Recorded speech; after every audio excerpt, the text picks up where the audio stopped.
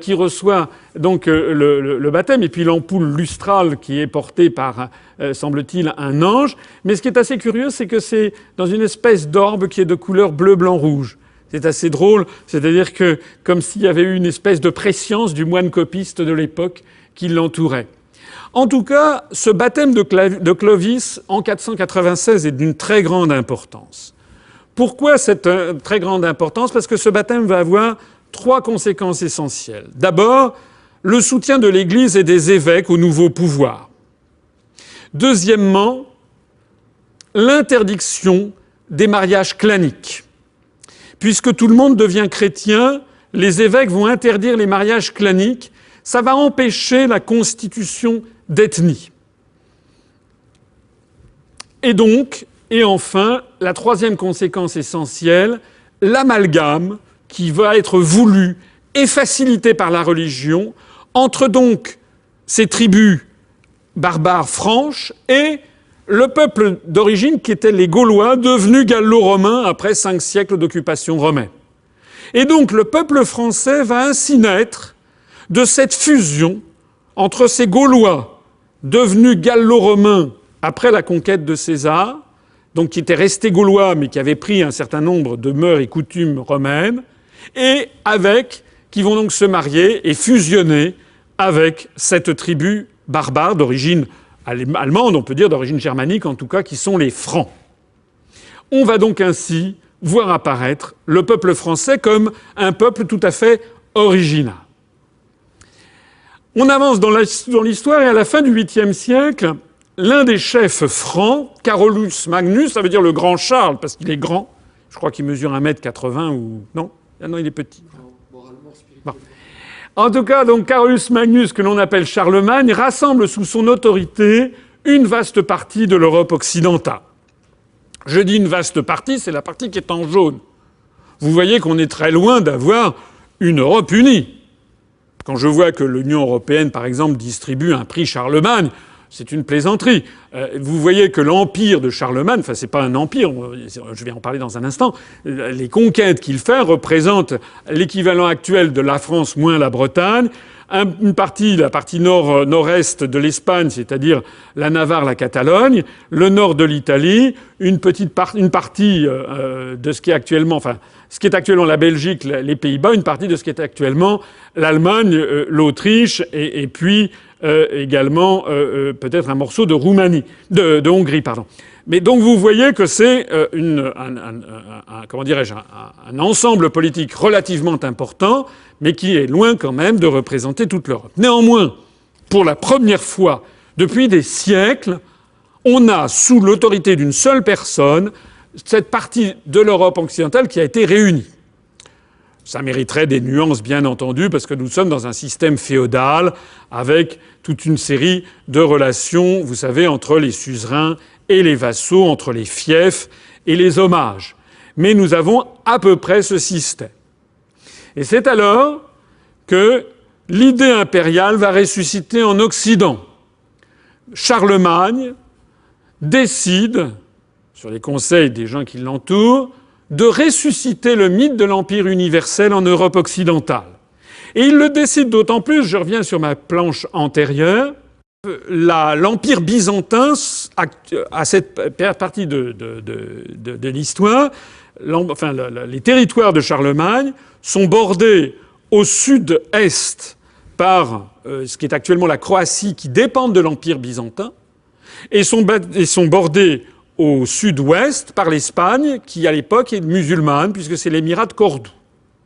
Donc, les terres de Charlemagne sont entourées à la fois par la menace musulmane et par la menace de l'Empire byzantin. L'empereur byzantin prétendant être le seul représentant de l'Empire universel. Et c'est donc, par souci de diplomatie, que Charlemagne va se dire « je vais, moi, prendre la même légitimité que l'empereur de Byzance ». Donc il va décider de se faire couronner empereur à Rome. À Rome, à Rome parce que d'abord c'est Rome, et puis ensuite il va avoir l'onction de l'Église. Le pape Léon III est devenu son protégé, parce que vous avez vu sur la carte que Charlemagne a conquis le nord de l'Italie. Et donc le pape Léon III est aussi son prisonnier. Léon III va donc accepter de couronner Charlemagne, parce qu'il ne peut pas faire tellement autrement, mais il fait un autre calcul politique. Il se dit, si c'est moi qui couronne le nouvel empereur, ça me rehausse moi aussi, puisque le nouvel empereur tiendra sa légitimité de moi, le pape. On va donc avoir la jonction des deux visions impériales, celle du pouvoir temporel et celle du pouvoir spirituel. C'est le 25 décembre 800, une date fatidique, le jour de Noël, une date très connue des historiens. Le pape Léon III couronne Charlemagne à Saint-Pierre de Rome, et donc il y a une espèce de partage entre Charlemagne, qui va donc être le représentant de l'empire temporel, et le pape, qui va être le représentant de l'empire spirituel. Et voilà comment se fait représenter, ou du moins comment on représente ultérieurement Charlemagne. On le représente avec la croix du Christ en main droite et l'orbe impérial en main gauche. Il prend donc exactement les mêmes attributs que l'empereur byzantin. Tout empire périra.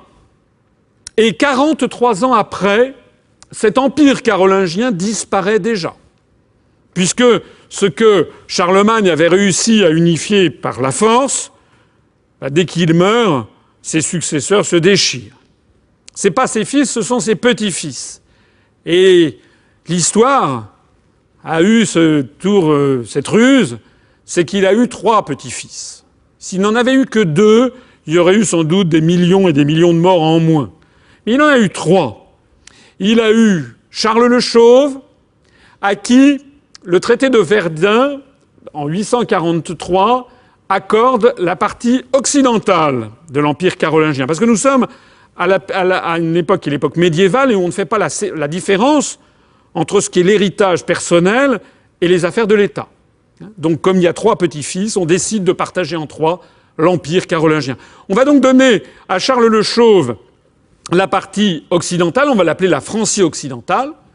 On va donner à Louis la partie orientale, la Germanie, la Francie orientale, on va l'appeler Louis le Germanique. Et malheureusement, il y en avait un 3e qui s'appelait Lothaire. Et Lothaire, on va lui donner la Francie médiane, c'est-à-dire une côte mal taillée entre les deux, qui va aller des Pays-Bas jusqu'à la Méditerranée. On va l'appeler la Lotharingie.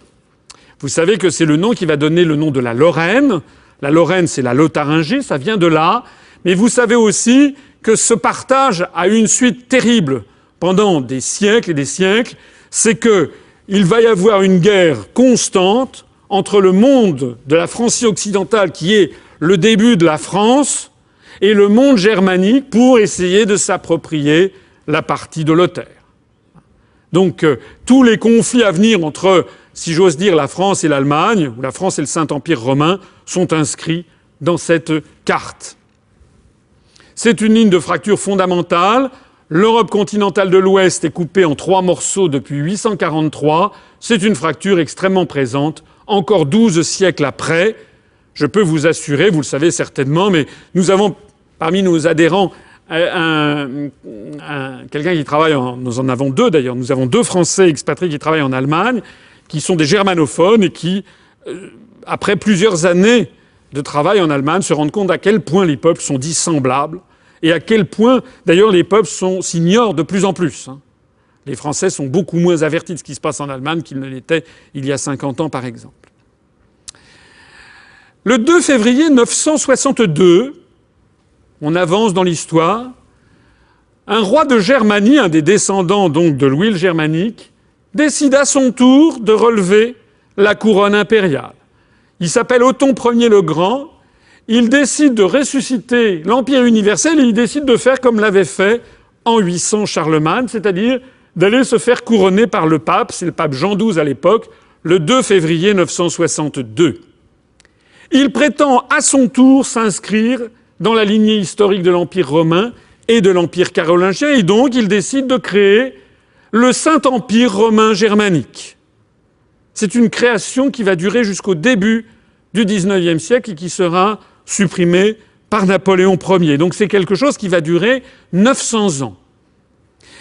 Il voulait faire de ce Saint-Empire romain germanique l'organisme politique unique de la chrétienté, avec une